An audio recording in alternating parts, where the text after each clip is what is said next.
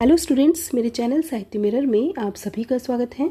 Hindi net JRF के सभी students के लिए उनके नए पाठ्यक्रम की इकाई 8 से आज मैं लेकर आई हूँ चंद्रगुप्त नाटक। जैसा कि आपके नवीन पाठ्यक्रम में दिया गया है, जयशंकर प्रसाद द्वारा 3 नाटक दिए गए हैं, चंद्रगुप्त, स्कंदगुप्त और ध्रुव स्वामिनी। तो हम इन्हें अलग अलग वीडियो लेक्चर में अलग अलग समझेंगे।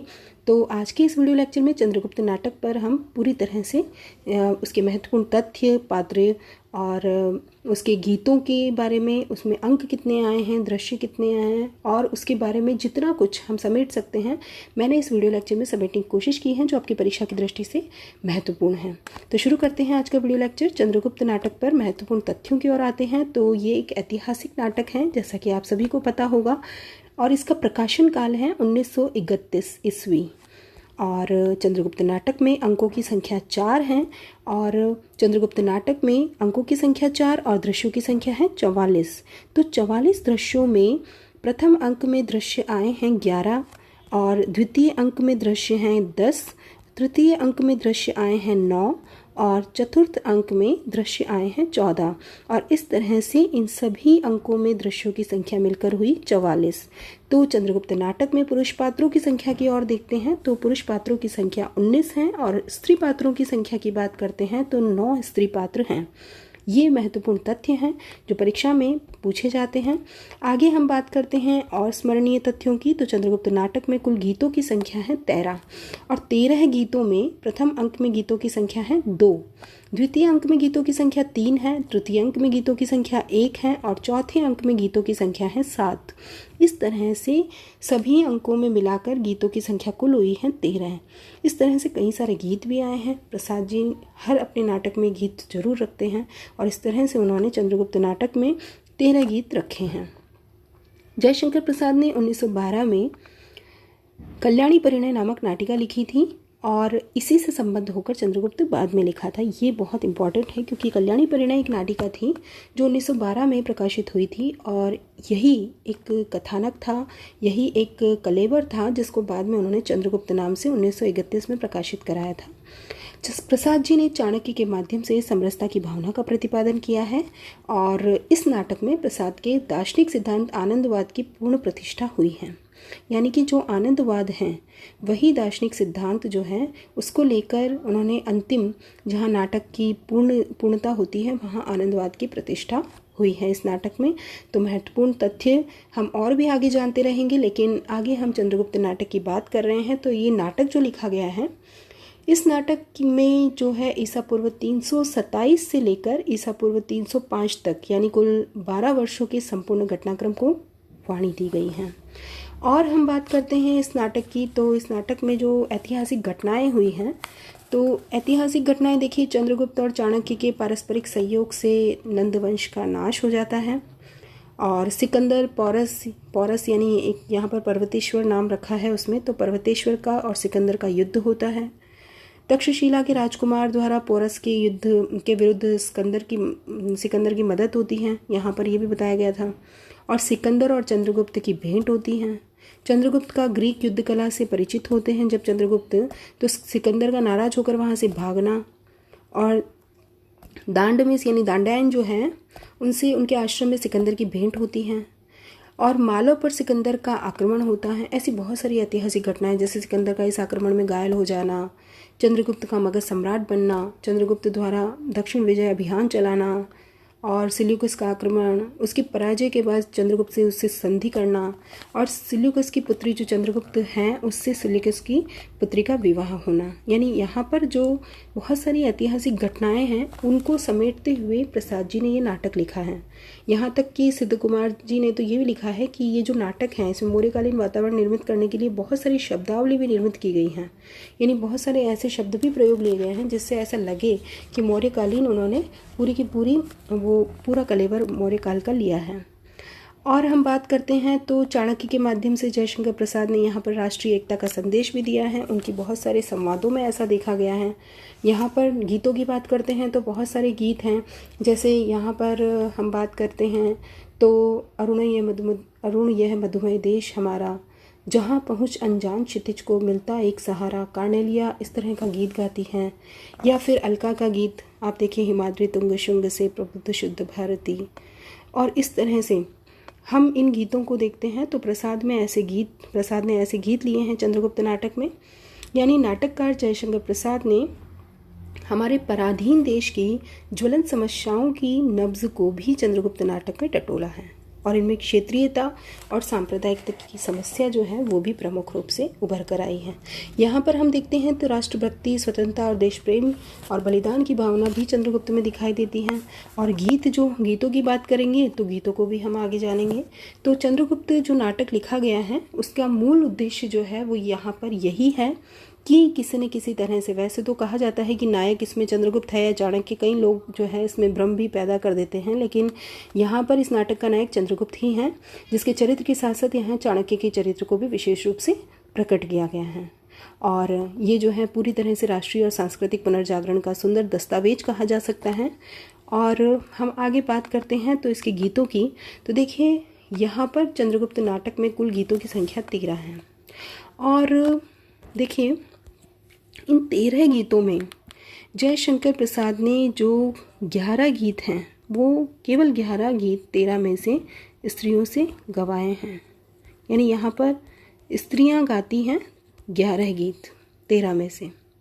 और स्त्रियों द्वारा गाए गए 11 गीतों में सुवासिनी, अलका और मालविका प्रत्येक ने 3-3 गीत गाए हैं।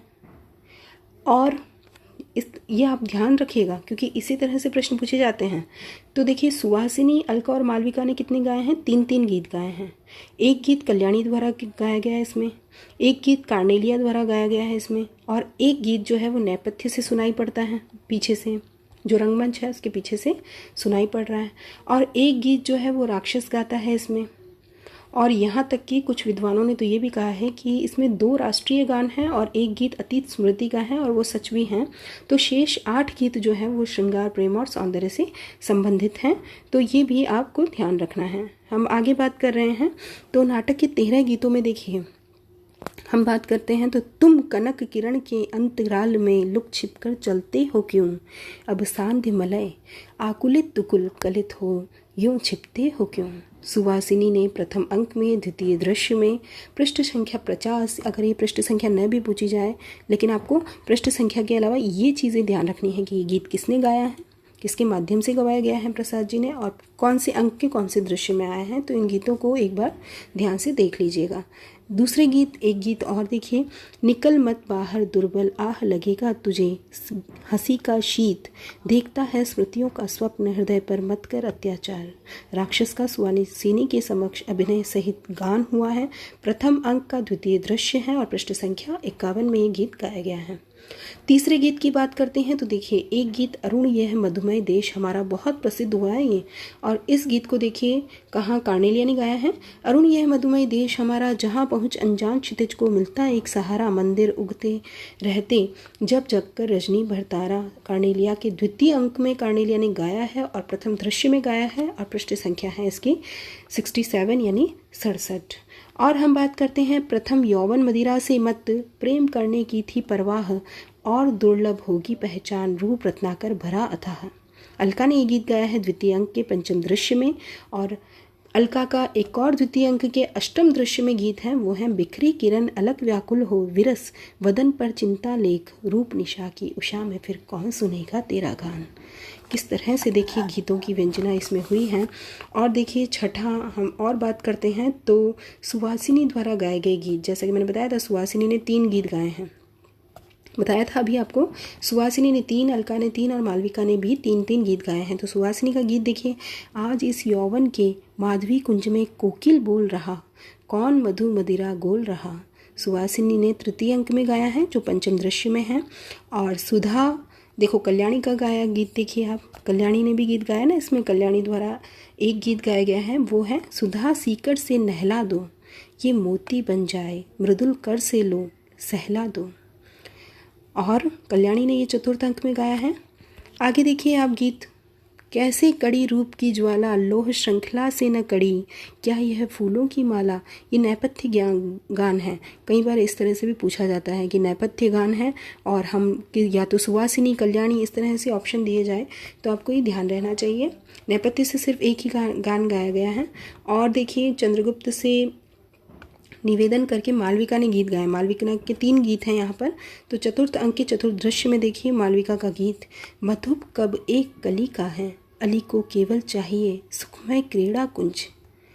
और मालविका का गान एक और सुनिए, बज रही वंशी आठों याम की, रूप सुधा के 2 दृग प्यालों ने ही मति बेकाम की।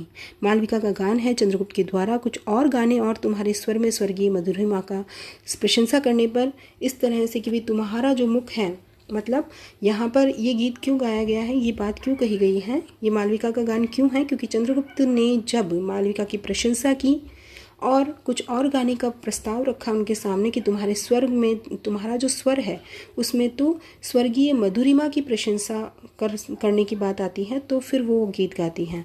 हम आगे और बात करते हैं। तो नेक्स्ट देखिए आप यहाँ पर, ओ मेरे जीवन की स्मृति, मालविका ने गाया है। ओ मेरे जीवन की स्मृति, ओ अंतर के आतुर अनुराग, बहको मत, क्या न है बता दो क्षितिज तुम्हारी नवसीमा।